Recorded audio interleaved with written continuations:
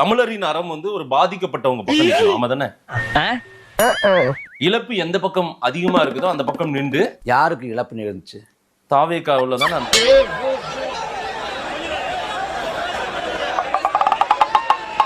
இழப்புங்கிறது கரூர்ல இருக்கக்கூடிய அந்த கூட்டத்துக்கு வந்த பொதுமக்களுக்கு. விஜய்க்கு ஒரு இழப்பும் இல்ல. நம்ம ஒரு பக்கம் வண்டியை திருப்புனா அது ஒரு பக்கம் போதவா கடவுள. ஸ்டாண்ட் வித் விஜய்னு போடுறான். ஆமா. நீ என்ன போட்டுக்கணும்?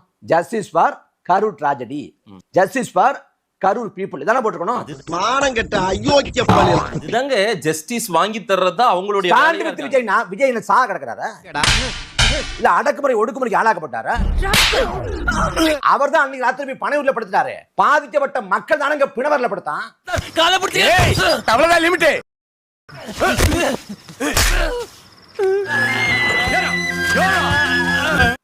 சொந்தக்காரன் தானங்க மருத்துவமனை வாசல் நின்னு குமரி குமரி ஆளுதான். நீ அன்னைக்கு ராத்திரி போய் படுத்துட்டிய வீட்டுல. மொத்த கட்சியான ஓடிட்டாங்க. நீங்க எல்லாம் ஊருக்குள்ள உயிரோட அலையறீங்க. எப்படி எங்காவது ஒரு பார்பர் ஷாப் பார்த்து முதல்ல இந்த மீசை எடுத்துரு. தமிழ்நாட்டு அரசியல் வரலாற்றுல இதுவரைக்கும் ஒரு பொதுச் செயலாளர் தலைமறைவுங்கிற செய்தியை கேள்விப்பட்டீங்களா? 14 நாள் ஆயிடுச்சுங்க. புஷானந்த் எங்க இருக்காரு? வெக்கமா இல்ல? என்ன வெக்கம்? Just miss. பாருங்க, அவங்க துக்கத்துல இருந்து இன்னும் மீளவில்லை. நாங்க ஏன் வெளியே வரலன்றது ஆளாளுக்கு விளக்கம் கொடுக்குறாங்க. நேற்றுக்கு திரு ஆதவர்ஜுனா சொல்றாங்க. எப்படி சார் நீங்க வாங்க வாங்க, ஏன் பயப்படுறீங்க? வாங்க. ஆதவர்ஜுனா எங்க போயிட்டு இருந்தாரு? டேராட் ஒண்ணுக்கு எதுக்கு போனாரு? சொல்லுங்க, எதுக்கு போனாரு? அவரு ஒரு விளையாட்டு போட்டிக்கான துக்கமா இருக்கு, பேச முடியாது, விளையாட்டு போட்டியில பங்கேற்கலாமா? நீங்க இருக்க வேண்டிய ஆளே கிடையாது. இறங்க சார் இருக்கணும், இருக்கவே கூடாது. What is the meaning sir? இதான மீனிங் சொல்றது அங்க ஒன்னு சொல்றது. நீதிமன்றத்துல வந்து விபத்து அவன் புஷான்னு சொல்லிட்டாரு. ஆனா அது பேசுறப்ப கூட ஆதவர்ஜுனா சொல்றாரு பல உண்மைகள் வெளில வரும்ங்கிறாரு. என்ன உண்மை வெளில போகுது நம்மளுக்கு? நோய் என்ன நீ பைத்தியக்காரனவே நினைச்சிருக்கிறல்ல நீ? நியாயங்கள் என்ன நியாயம் சொல்லுங்க? என்ன நியாயம்? என்ன நியாயம் சொல்லுங்க? தாவே காத்திரப்பு நியாயங்கள் ஒண்ணு சொல்லுங்க. இல்ல இல்ல அப்புறம் ஏன்டா? ஏன் போடா போய் தொலைங்களேண்டா. உச்ச நீதிமன்றத்துல சொல்றாங்களே. என்ன சொன்னாங்க? உச்ச நீதிமன்றத்துல என்ன சொல்றாங்க? அவங்களுக்கு நீங்க அவங்க கரூர் போறது எல்லாம் ஏன் வந்து எங்க கிட்ட அது உண்மைதான். அது காரணம் வந்து விஜய் ஒரு தொடை நடுங்கி ஒரு பயந்தாங்க வார்த்தை வேண்டாங்க. அவர் ஒரு தலைவருங்க. யார் பாருங்க, இவன் அவெல்லாம் சொல்ற வேலை வச்சுக்காதீங்க. யாருக்கு தலைவர்? மனுஷரே இல்லங்கிற தலைவன். என்ன தலைவன்? இப்படியே தலைவன் விட்டு ஓடுவான்? முதலாளி மூஞ்சி மோரையும் பாரு, படப்பிடிப்புக்கு குறித்த இடத்துக்கு போறவரு 8:45 பரப்புரை அப்படின்னு அறிவிச்சுட்டு 2:45 போறாரு. விவேகாவுல இருக்கிற இஷ்யூ சொல்றேன் கேளுங்க. நான் சொல்லிடுறேன். 8:45 தலைமை அனௌன்ஸ் பண்ணிருச்சு. விஜய்க்கு சொல்லாம விட்டுட்டாங்களோ? அதாவது விஜய் அதாவது தாவேக்கா தலைமை யாரு? விஜய் இல்லையா? அப்ப அந்த செயற்படுங்க. டேய் நீ படுவா பரதேசி உன்னை மீட்ல வந்து மிதிக்கிறான். இல்லங்க, அவங்க அபிஷியலா அவங்களுடைய அதாவது 8:45 பரப்புறன்னு இணையத்துல போட்டாச்சு. ஆமா, கட்சிக்காரங்களுக்கு தெரியுது, தொலைக்காட்சிகள் செய்தி போயிட்டு இருக்குது. விஜய்க்கு மட்டும் தெரியாது. அப்படியா?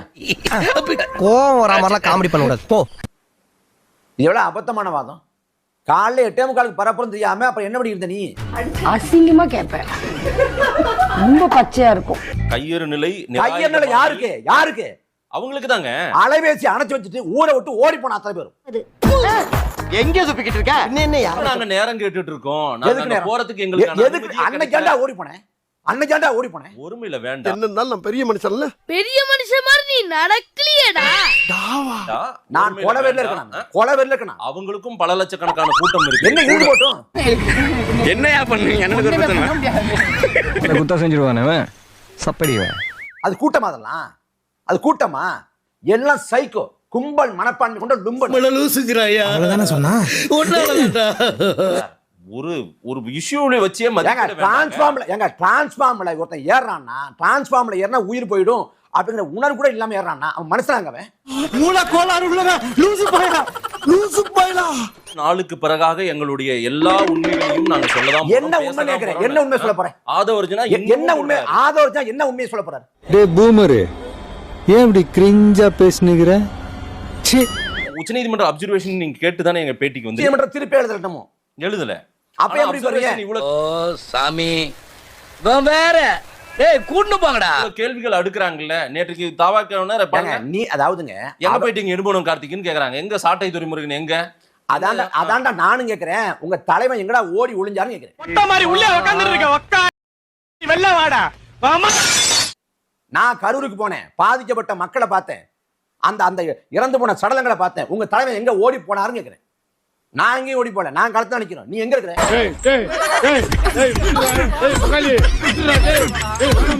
இல்ல யோசிக்க கூட அவங்களுக்கு நேரம் கொடுக்க மாட்டேன்றீங்க. யோசிக்க முதல்ல மூளை வேணும். அது விஜய்க்கும் கிடையாது, அந்த கட்சிக்காரனும் கிடையாது. நாங்க ஒரு நாளைக்கு 50 நோயாளிகளை பார்க்கறோம். மாசத்துக்கு 1000க்கு மேல ஆகுது. விஜய் அண்ணா, விஜய் நான் கேரியரின் உச்சம். 500 கோடி, 700 கோடி, மில்லியன் லைக்ஸ். சிஎம் ஆகணும். விஜய் அண்ணா சிஎம் ஆகணும். சோகம் என்னன்னா முகேஷை எங்களால காப்பாற்ற முடியல.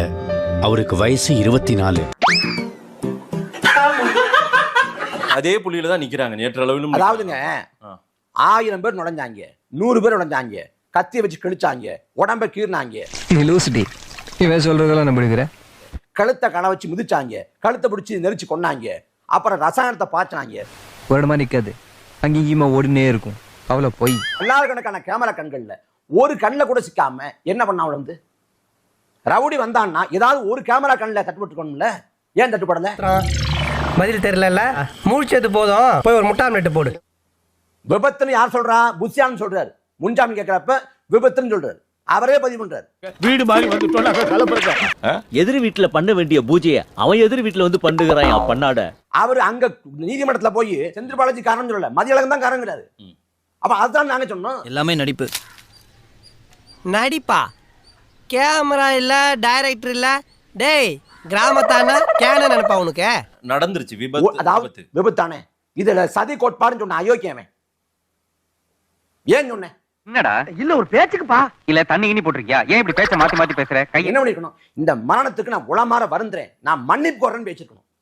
ஆனா பொறுப்பேற்காம சதி நிகழ்ச்சின்னு சொன்ன அயோக்கிய பையன். இதுக்கு ஒரு 4 பேர் வாங்கி மடக்கு குடிக்க வேண்டியதானே? ஏன்டா இந்த வேலை பாக்குறீங்க? 41 மரணம் நிகழ்ந்தாலும் பரவாயில்ல, இந்த மரணத்தின் மூலமாக அரசியல் பிம்பம், விஜயின் அரசியல் பிம்பம் உடஞ்சிட கூடாதுன்னு நினைக்கிறேன்னா இந்த எண்ணம் எவ்வளவு மோசமானது.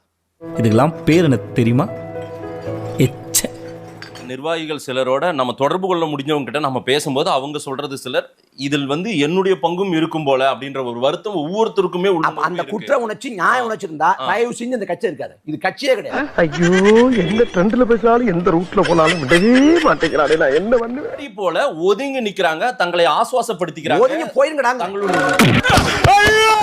எந்த வாகனத்தை கொண்டு வர்றப்ப அந்த 41 பேர் செத்து போனானோ அந்த பேருந்துக்கு வந்து ஆயுத பூஜை பண்றான்னா இதெல்லாம் மனித தன்மையே இல்லாத கொடூரத்தின் உச்சம் இல்லையா? நீங்களா மனுஷனா கழுவேத்துறீங்களா? விஜய் என்ன தூக்குல போடணுமா இல்ல விஜய் அரசியல் விட்டே விரட்டிடணுமா? இதுதான் தீர்ப்பா? மக்கள் இதுதான் தீர்ப்பா? ஆமா ஆமா. இப்பவும் பிராங்கா பேசுறதுக்கு ரொம்ப தேங்க்ஸ்.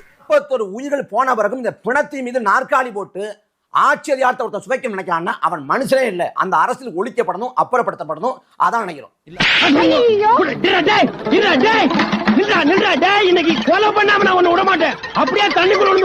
அந்த இடத்துல இருந்து நம்ம அந்த சூழ்நிலையை அவங்க சுற்றி இருக்கிறவங்களையும் பார்க்கணும். ஏன்னா அவங்களோட 15-20 நாள் அரசியலும் அவங்களுக்கு ஒட்டுமொத்தமா முடங்கி போயிருக்கு. முடங்கி போற அளவுக்கு நீங்க என்ன பண்ண? புடிங்கிருப்ப போட ஸ்ட்ராங்கா டீ வாங்கிட்டு போ.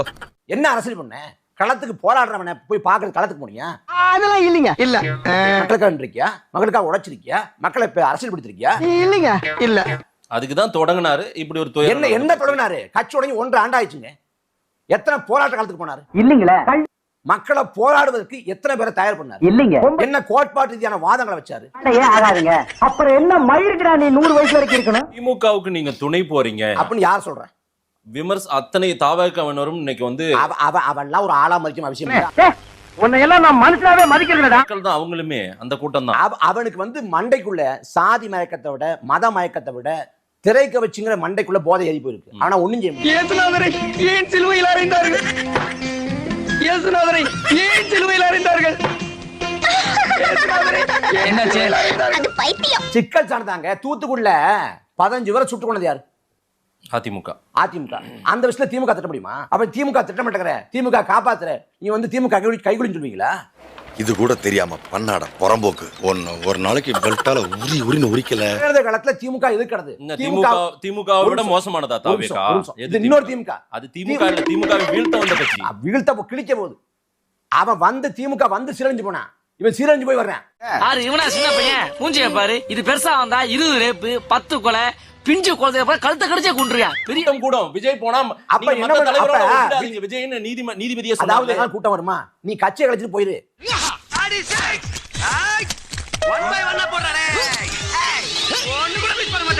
நேரம் கேட்டிருக்கோம் எங்க பாதுகாப்புங்கன்ற எங்களுக்கு பாதுகாப்பு கொடுங்க இனியாவது என்ன பாதுகாப்பு உனக்கு என்ன பாதுகாப்பு குறைபாடு இருக்கு கேக்குறேன்.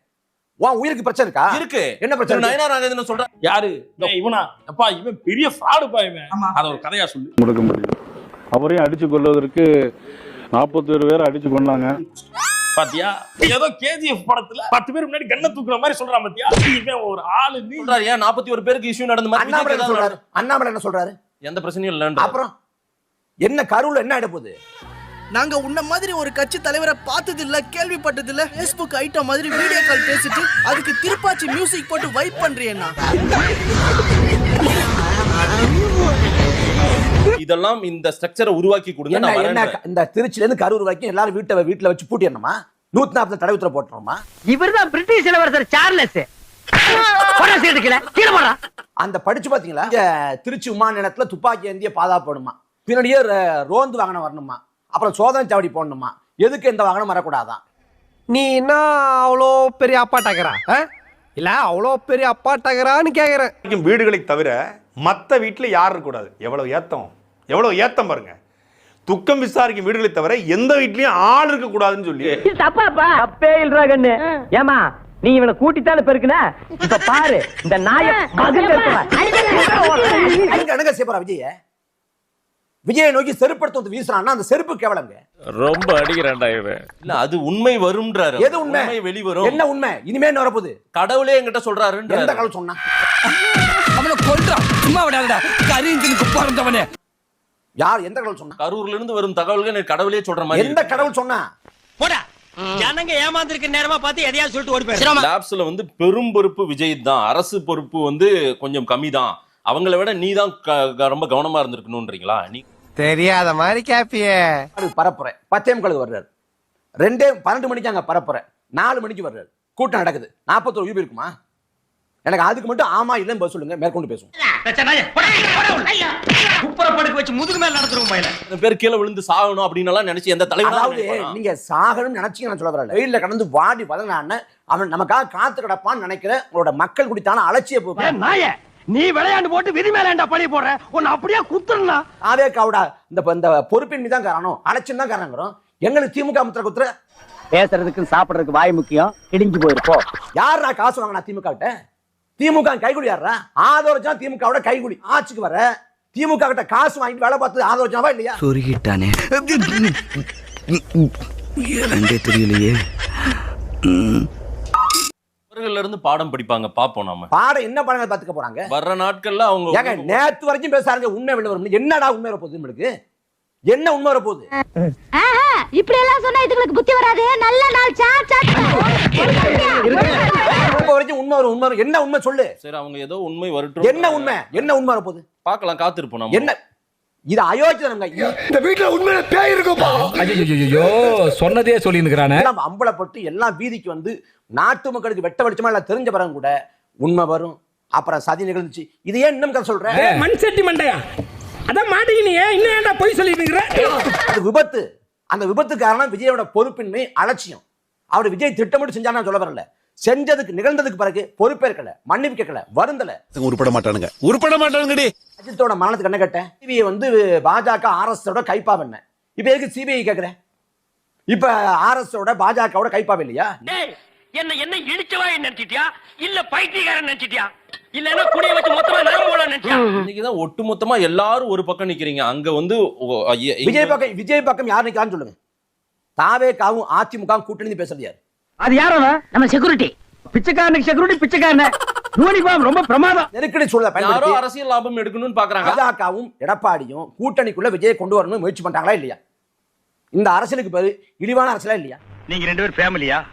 ஏன்டா பேமானி நீ வேலூர் ஜெயில இருந்து வந்த மாதிரி இருக்க, இவன் மேலூர் ஜெயில இருந்து வந்த மாதிரி இருக்கா. இந்த அரசாங்கத்தையும் கேள்வி கேளுங்க. அவங்களுமே அரசாங்கத்தை கேள்வி இந்த இடத்துல உங்க திமுக எதிர்ப்பு நெடியே குறைஞ்சு போச்சு. டேய் இது தப்பா தெரியல. ஏன்டா கொத்து வர்ற? இன்னைக்கு வரைக்கும் விஜய வழக்கு போட்டு கைது செய்ய துப்பில்லாத கேடுகட்ட மானங்கட்ட வெக்கங்கட்ட திமுக அரசா கண்டிக்கிறேன். குட். நைஸ் பஞ்ச. புஷியானந்த நிர்மல்குமாரை கைது செய்யாம 1 வாரம் 10 நாளா விட்டுருக்கிற இந்த கேடுகட்ட மானங்கட்ட திமுக அரசு நான் கண்டிக்கிறேன். போதும். இல்ல அந்த ரெண்டே ரெண்டு இல்ல ரொம்ப எல்லாமே போதும். அது இன்னொன்னு ரொம்ப நாடு. அந்த வாகனத்தை பறிமுதல் பண்ணாம வச்சிருக்கிற திமுக அரசை, இந்த கேடுகட்ட திமுக அரசை நான் கண்டிக்கிறேன், கடுமையா சாடுறேன். இந்த வெள்ளத்தை அடிக்கிற முன்னத்தோட இப்ப நல்லாவே அடிக்க ஆரம்பிச்சால. டீம் ஒர்க் அடிக்க சொல்லணும். சரி வா போய் மாத்தி மசாஜ் பண்ணிக்குவோம்.